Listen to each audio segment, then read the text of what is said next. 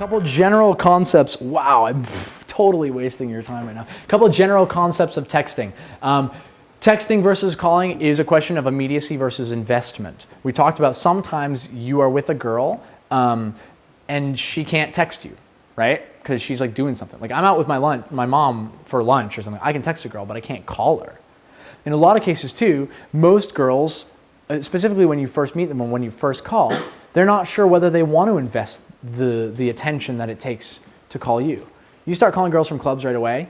Specifically in LA, I'll say is where I tested this fact. Like 80% of girls will send you to voicemail the first call that you make. And if you leave a good message, 50% of them will call you back within like 5 minutes. And they'll be like, oh, sorry, I was in the shower. Bullshit. There are inappropriate times to call. Sometimes girls at work, she can text you, she can't call you. It's, you know, it's just a fact of life. That's why we got to incorporate both of these things. If she texts you after your call, it can mean, it can mean a couple things, but most specifically, it will mean either she's not ready to invest in the attention that it will take to make a phone call. A lot of girls that don't like talking on the phone really just have bad experiences because like dudes are boring on the phone, right? Or it means she really, really likes you and she can't talk on the phone right now. So what I will do in most cases is I will send a text that says, I'll send my voicemail is, hey, it's Gareth. I just thought of the most ridiculous thing I had to tell you. Give me a call back, number, right? She'll text me back right away. What was that thing you had to tell me? ? I'm like, fuck, I just want to get you on the phone, right? Because the most powerful first interaction is going to be on the phone. I'll say, oh, we can talk about it when you call.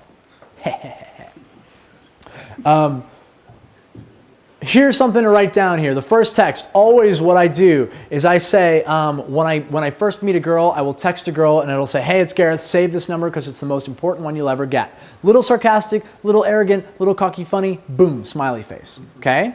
I stand true to the things I teach you. There are 2 times that we can send this that are pretty fucking awesome. The first time is I always say the next day before you wake up, or after you wake up, like early afternoon, not late in the evening. The purpose of this text is so that she'll register it. She'll see you. The next day you'll pop up in her mind. Maybe you'll start over the text conversation. Oh, haha, thanks. How was your night last night? I also like to do it in the club before 2 a.m. We say 2 a.m. here, kind of, because it's just you want to send it before things get a little bit messy. Because the point is that she has to see this text and has to register in her mind.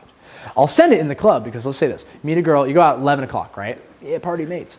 You game this girl till 11:30. She's really into you, you're into her, but you got to go hang out with your friends. She's got to go do her thing. You swap numbers. You go back to your table or whatever, and then you text her and say, hey, blah, blah, blah, blah, blah, save this number, most important whenever you get. Now, how many of you guys have been at a club where you've been talking to a girl and she's like leaning up against the wall like, oh yeah, it's really cool, and you're like, oh, they got a Porsche, I gotta go to Blue Mountains, and she's like, oh yeah, all right, and she pulls out her phone and starts going, right? Women don't give a lot of clear rejection signals. Women are never going to be, I won't say never, but a lot of times women aren't like, hey, listen, you're a super nice guy, but I'm just not feeling this conversation right now. So like maybe we could go, let's go talk to some other girls. Like maybe you could try those girls over there. They'll be like, yeah, I wish they would, right? Not long hair, I'm not into it. Okay, all right, cool, fuck off. A lot of times they'll do things like, oh, you gotta go to the bathroom, or oh, my friends are, okay. Or they'll just like pull out their phone and start texting, like get the hint, buddy, right? Okay. So what happens is PUA, John or whatever is over here and he's like macking on this girl. So she takes out her phone to be like, maybe he'll get the hint and piss off. She sees your text. Hey, it's Gareth, save this number. It's the most important one you'll ever get. She'll text you right back. Not because like you're a brilliant text seducer, but because like she wants to look busy so she can get rid of this dude. And she'll usually send you something like, ha ha ha ha ha ha ha ha. So then you're at the other side of the club and you get this text and it's like beep, beep, beep, beep. And you're like, all right, cool. Ha ha ha ha ha ha ha ha. You gotta start looking for that girl.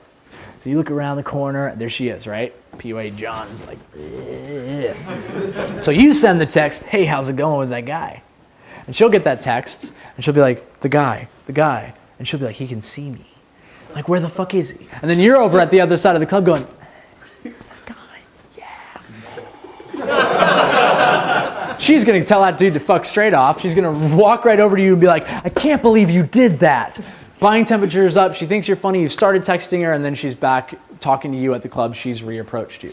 You know, it doesn't happen very often, but it's hilarious and super awesome when it does happen. I think I only have a couple minutes here left, so I'm gonna kind of scroll through this shit.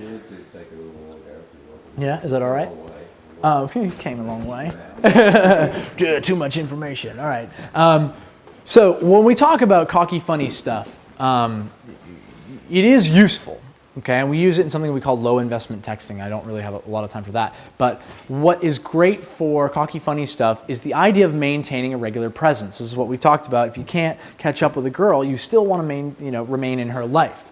So what I want to do is I want to send, you're already reading ahead, you bastards. What I want to do is I want to send her something funny, something crazy, or something interesting.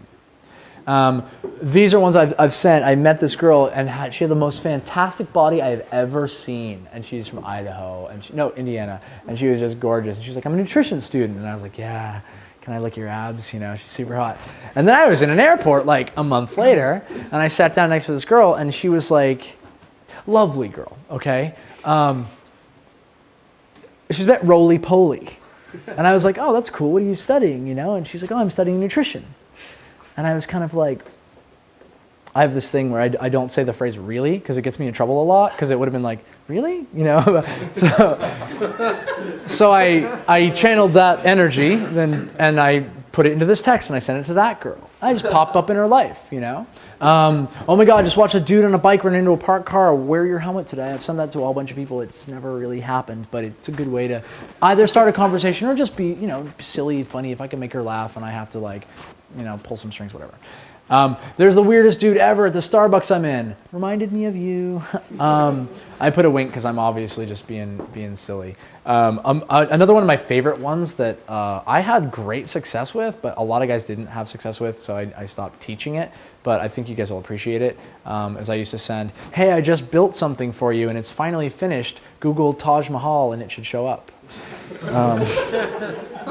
At least you guys get it. Not useful at all apparently, but it like makes me feel good. Another thing, you can use questions. Red or white wine is a really is a one that I really like to do. Do you like popcorn while you watch movies? And then you start that kind of escalation. You can work towards a date. A joke. This one's really good. Knock knock. Who's there? Orange. Orange who? Orange. You're gonna say you miss me? Okay, that's cheesy. I know it's cheesy. Allay those thoughts in your mind, lest I explain. Knock knock. Okay. Let's say I'm talking. We're gonna try this. This may make me look like a fool. Let's say I'm talking to all of you guys as a group, and you're allowed to talk back, okay?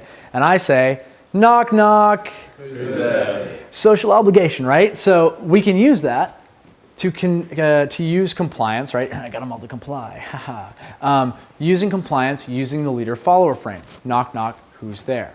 Orange, orange who? And then I just say something funny at the end. Aren't you glad you didn't miss me? I also like to say, aren't you glad I didn't say banana? Because that's like, it's like the end half of the joke, so I'm saying the part that doesn't really make sense, but everybody knows that joke. Conversation hook. This is actually from Tim. Tim, when we met in Hollywood, he came up to me. We talked a lot about texting. He was really interested, so we got to have a good sit down. And he was like, I'm gonna get you with a good conversation starter. So like all week he'd be texting me like, wow, these crazy girls are here. And I was like, no, that doesn't work. And then he'd be like, hey, do you like muffins? And I'd be like, that doesn't work either. And then I was sitting at my computer and he literally sent me a text that was like, dude, I have a crazy story for you. And I was like, what? And he's like, gotcha. And he said to me, my favorite phrase I've ever heard anybody say to me, put that in your text game program and smoke it. So fucking guess what? I put it in my text game program. Whenever you have a conversation, always try to end first and end upbeat so it doesn't peter out. A lot of times in text conversations, guys don't get to that point. They don't work towards what they're trying to work towards, right? So it ends up petering out. Always try to control that interaction. Yep. All right, so seduction over text. All right, good. We're winding it up. Now, I get a lot of questions about the act of seduction over text. In ABCs of Attraction, we break down the in-person interaction into a system of 6 steps. A, B, C, D, E. What's the last one? F, yeah.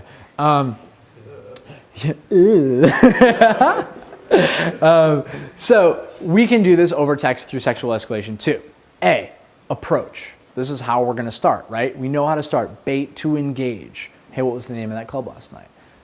Hey, what was the name of that drink you had? Any particular style that you know works. A bait is something that requires a response. In relationships, like in different relationships, the bait is always different. Like if I'm, texting my friend James or texting a girl I've been dating for a year, I don't have to use social obligation. A bait can be anything like, yo, what are you doing? Like, hey, what's up? Yo, something as simple as that.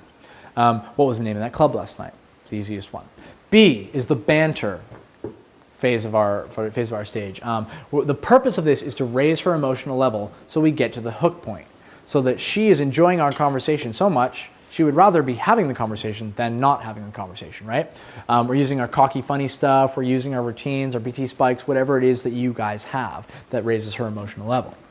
C is for comfort. We want to establish that connection, the game is played in comfort. This is building that connection, getting to know her, and having her get to know you too is really an important part. In the ABCs of attraction, comfort leading questions. Things like, what wakes you up in the morning? What are you really passionate about? I always say, hey, what wakes you up in the morning? Girls go, my alarm clock. And I go, no, but seriously, what are you passionate about? Your DHV stories, the stories that you have that represent who you are, if you have some of that prepackaged stuff, or if you're just a good storyteller. When we get to D is the point where we're going to start moving on the sexuality. Dominance, direct, dirty talk. This is language-based escalation. This is once we've gotten her over text, it's very different than in person because we can't give her that body language. We can't give her that sensual stare. We can't give that sexual energy. We have to incorporate the sexual energy into language. Now, how do we do that? What we want to do is create a fantasy situation using we and conspiracy theories, which will allow you to escalate in what-if scenarios. This is like holy jargon, right? Okay, so let's go back through this. Create a fantasy situation using we, okay? We is great. My favorite conspiracy theory idea is like when you're at a bar with a girl and you say something like, whoa, we're like the best ones dressed here. Look at everybody else. And it puts them all on their own little category. And suddenly it's you two against everyone else.